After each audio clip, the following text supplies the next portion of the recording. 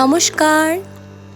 এই যে এখানে ছোট্ট ছোট্ট প্রাণগুলিকে দেখা যাচ্ছে, এরা আমাদের সাথে বিগত 2 বছর ধরে আছে।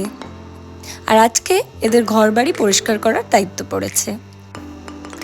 যদিও আমি শুধু হেল্পিং হ্যান্ড হিসেবেই দাঁড়িয়েছিলাম, পুরো দায়িত্বটা কিন্তু ছিল প্রান্তিকের ওপরেই। আগে অবশ্য এই দায়িত্বটা আমরা বাইরের লোককে দিয়েই করাতাম, কিন্তু তারপরে দেখলাম বাড়ির ছোট্ট ছোট্ট কাজগুলো নিজেরা ভাগ করে নিলে তার খুশিটাও যেন বেড়ে যায়। কন্টিনিউ 6 ডেজ ফ্লাইংয়ের পরে ফাইনালি আজকে আমার অফ ছিল। আর এই অফের দিনটি আমার কাছে খুবই লেজি একটা দিন, তাই বিকেলের টিফিনের ভাতটাও আজকে আর আমার উপর ছিল না।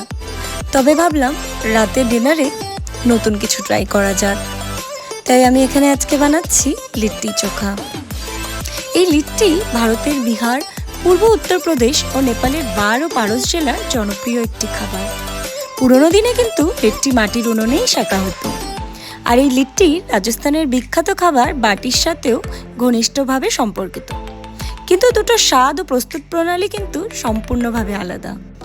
তবে এর জনপ্রিয়তার কারণে এটা কিন্তু এখন বাঙালির জনজীবনেরও অঙ্গ হয়ে উঠেছে।